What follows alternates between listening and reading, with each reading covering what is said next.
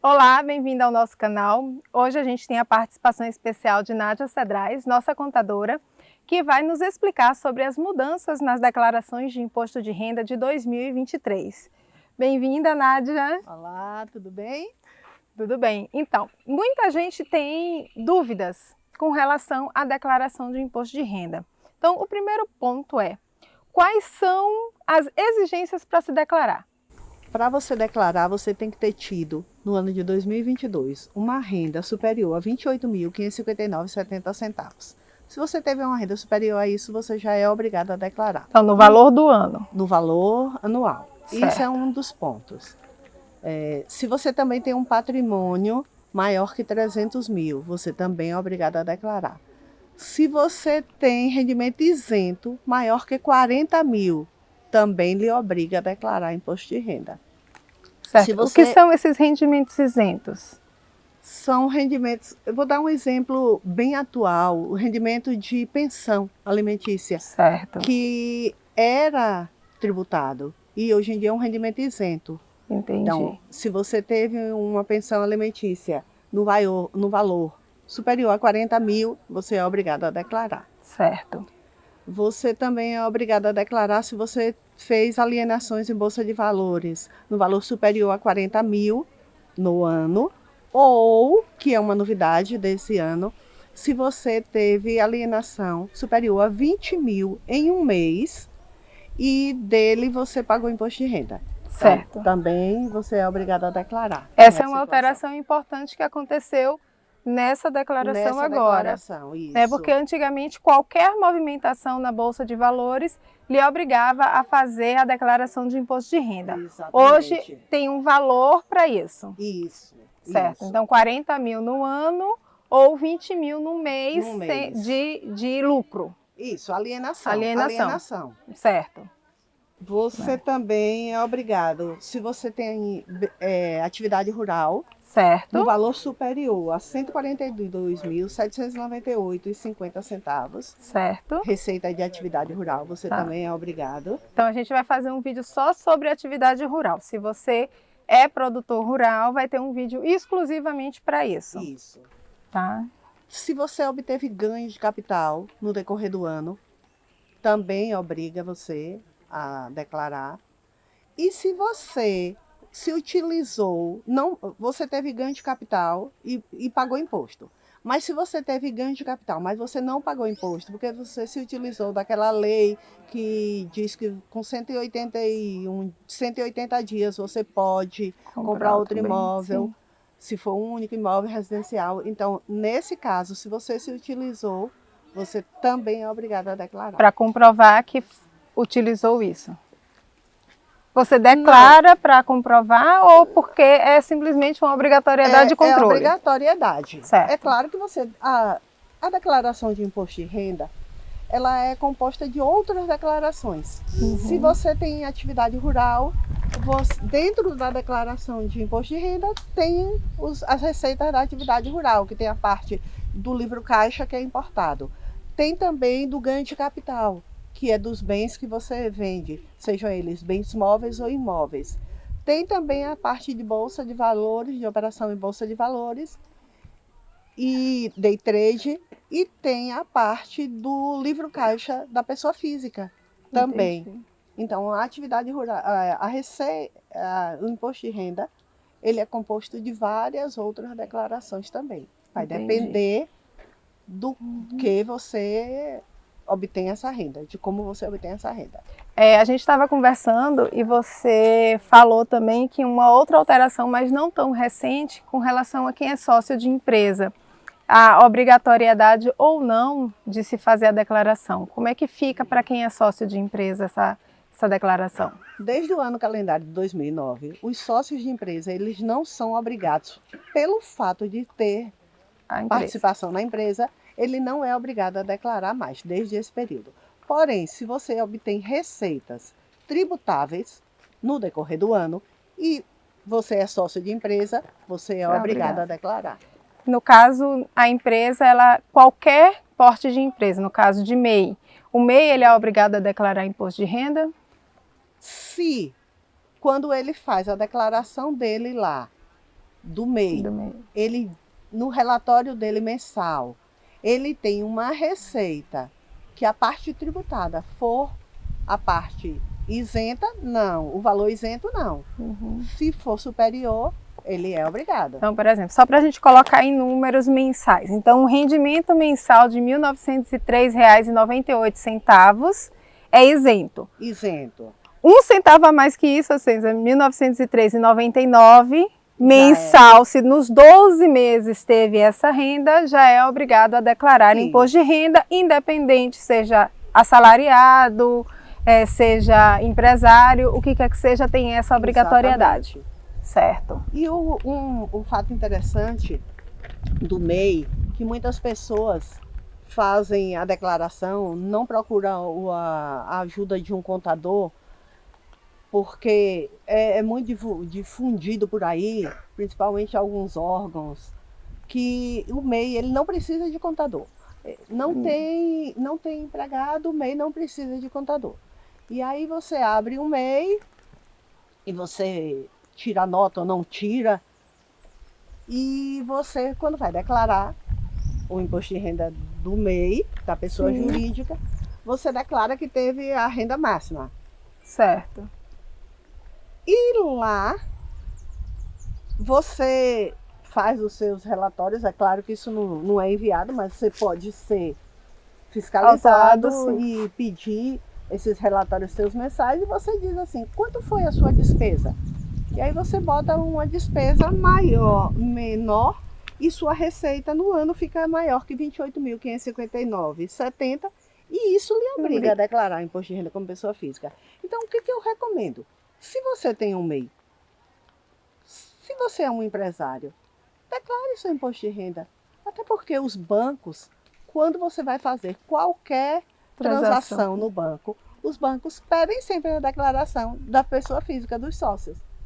Então, é importante sempre declarar. As pessoas têm esse mito de que a declaração de imposto de renda é algo que não precisa necessariamente ser feito.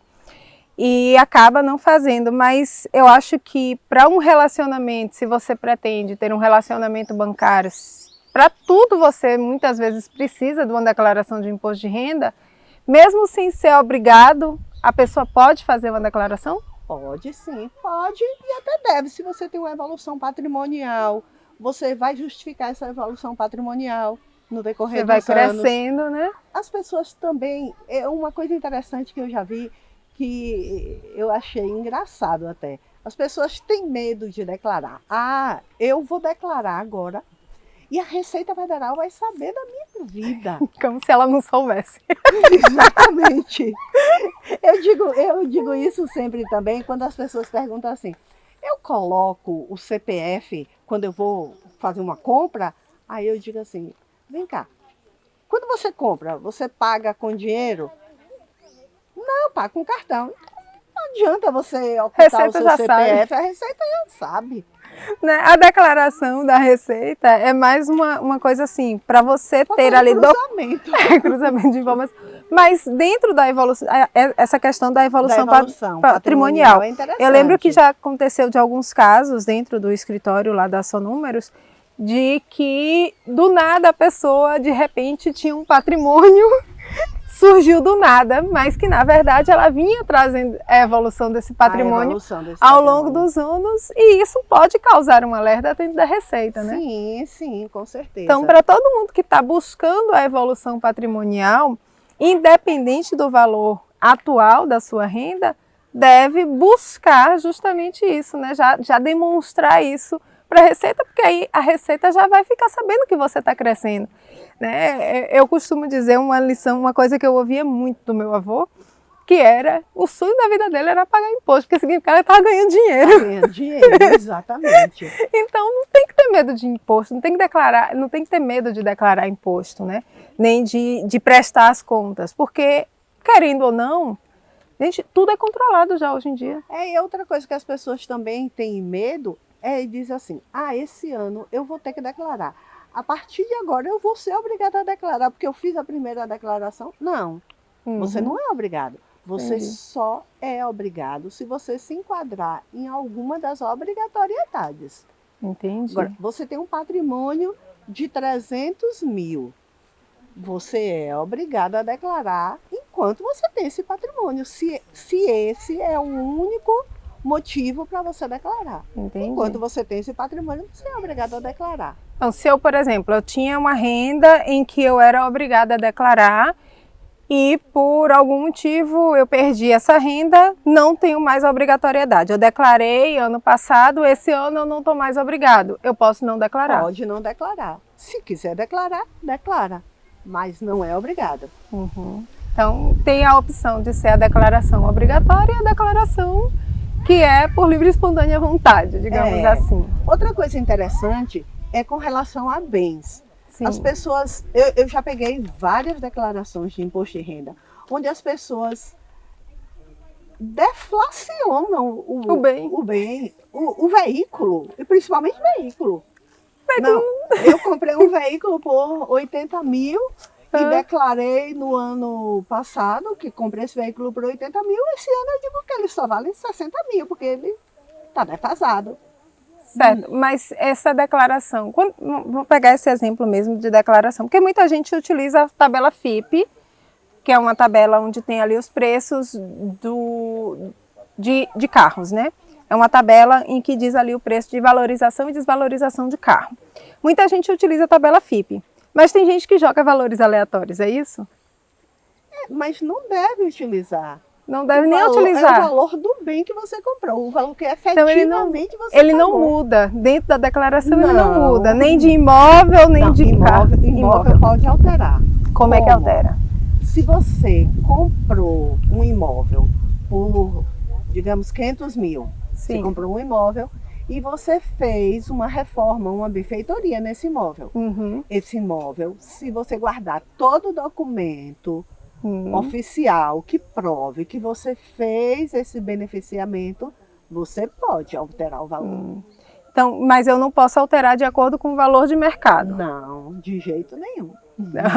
É muito importante, porque às vezes a declaração de imposto de renda, muitas vezes ela pode ser preenchida, né, por qualquer pessoa. Por qualquer pessoa. Você não precisa de um profissional para isso.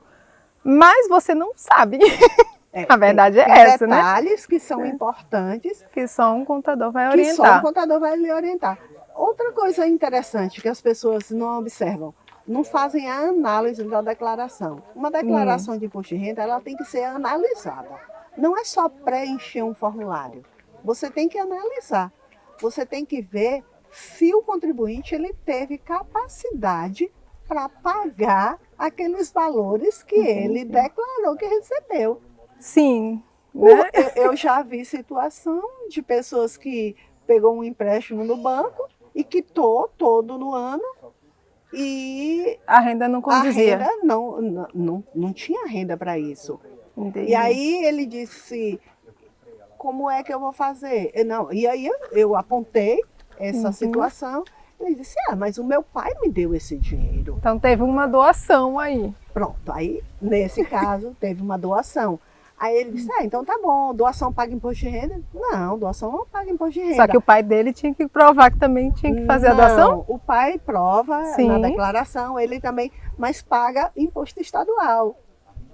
E aí a gente providenciou, a guia ele pagou com atraso e tudo, mas pagou. São então, particularidades que não é de conhecimento de todo mundo. Exatamente, que o profissional da área contábil são coisas do dia a dia dele, que ele está acostumado a lidar com isso, que a legislação está aí para quem quiser ler, para quem quiser aprender, mas não tem tempo hábil para isso, para ninguém, né? Ficar se dedicando a isso. Sim. Você se dedica naquilo que você realmente trabalha. Sim, eu sei algumas coisas, mas não sei tudo, né? Porque a minha declaração não sou eu que faço. Sim, com certeza não. Tem mais algum ponto importante sobre a declaração de imposto de renda de pessoa física que a gente precisa alertar aos nossos seguidores aqui? Tem uma mudança interessante desse ano, a questão da entrega da declaração. Sim. A prioridade na restituição. Primeiro mudou a data de entrega, agora é até 31. Começou 15 vai começar agora 15 de março, né? Por que vai começar 15 de março? Porque a Receita Federal, eles informaram que eles vão precisar desse tempo para poder as informações chegarem na base dele e quando acontecer o cruzamento não ter distorção, Sim. discordância das informações. E vai até 31 de maio. Então tem um prazo diferente. O prazo é diferente. A primeira observação é essa, que foi uma mudança importante. E o pagamento vai ser também 31 de maio, o pagamento de cota de quem tem a pagar. E quem tem a receber também já recebe, porque o primeiro lote do imposto de renda já vai ser 31 de maio também. Então quem entregar logo no começo não vai esperar terminar tudo para poder começar a pagar a restituição. Não, já 31 de maio, já tem o primeiro lote. Uhum. Quem são as pessoas? Outra mudança. Idosos, isso aí já tinha, né? Idoso maior que 80 anos, de 80 anos ou mais, de 60 anos ou mais, ou pessoas com deficiências, com doenças graves, Uhum. né? Profissionais que comprovam que a maior parte de sua renda é do magistério. Então, professores entram como prioridade. Nessa sequência que eu estou falando. Depois vem as pessoas que entregarem a declaração pré-preenchida. Porque a Receita Federal, ela quer isso. Ela quer que o contribuinte pegue a declaração lá da base dela. É interessante para a Receita isso. Do sistema Gov. Através do Gov, Sim. Você entra com o Gov, que hoje em dia, antigamente era preciso certificado digital para isso. Agora não, com o Gov você importa. Você vai com o Gov e você importa a sua declaração. Ah, mas então eu não vou precisar mais de um contador para fazer isso, né? Eu vou lá, importo minha declaração e pronto. As partes que ela sabe. Não foi a Receita Federal que me disse? O que ele disse está certo. Mas a Receita Federal diz. Você é obrigado a conferir. Então, tem informações que eventualmente podem não estar. Eu fiz uma declaração certa feita de uma pessoa que trabalhou em uma empresa e como os funcionários saíram da empresa e colocaram na justiça, a empresa não apresentou a DIF, que é o informe das empresas para a Receita Federal. E o trabalhador, ele não tinha, esse contribuinte, ele não tinha esse informe. Essa informação só foi liberada para a base da Receita Federal já perto da entrega final do imposto de renda. Então, pode acontecer de não ter uma fonte informada. Então, é importante isso. Outra coisa, outra novidade, receber através de chave Pix. Então, se você pegou a declaração da base da Receita ou você vai pagar, vai querer restituir por via Pix, você também está nessa fila de prioridade. Aí, depois disso, são as demais pessoas. Então, quem não cumprir esses requisitos iniciais vai ser por último para restituir. Para restituir. E o pagamento, para quem vai pagar imposto de renda, acontece na data de transmissão.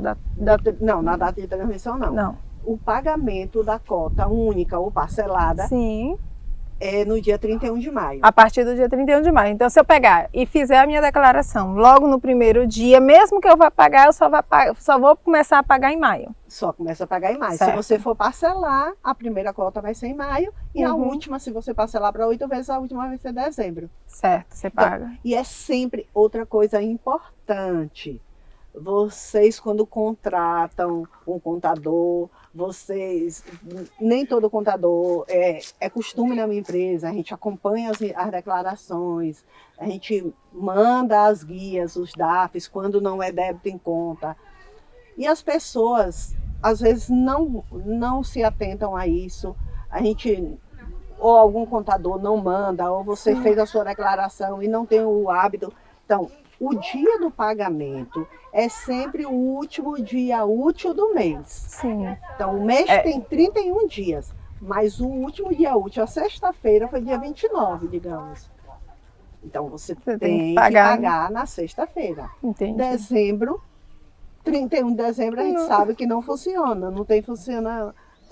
Os bancos não funcionam. Então, Se esse ano for num dia útil, É na segunda. é numa segunda, então pronto. Vai ser no dia 30 de dezembro, a última cota, para quem parcelar para 8 vezes. Não, 30 vai ser domingo, 29 vai ser sábado, então vai ser 28. Então vai ser 28, pronto. Aí, vai Tem ser que dia saber, 28, então, tem que saber. Tem que ficar atenta a isso. Outra coisa que mudou esse ano. Quando a gente fazia declaração de imposto de renda fora do prazo, que quem declarar fora do prazo pagou uma multa de R$ 165,74, R$ 165,74, acho que Certo. Você ou um percentual em cima do valor que você teria a pagar. Mas esse é o valor mínimo que eu falei. Quando você entregava fora do prazo, você não podia mais optar pelas cotas em débito em conta. Sim. Só até o prazo você podia, agora não. Mesmo que você entregue fora do prazo, você pode optar para que Você paga a multa e paga também, as cotas podem ser débito em conta. As cotas podem ser. Certo, entendi. Tem muita coisa.